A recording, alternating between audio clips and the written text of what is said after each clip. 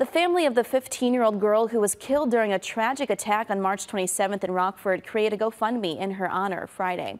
Jenna was killed after defending her sister and her friend from the attacker that Wednesday.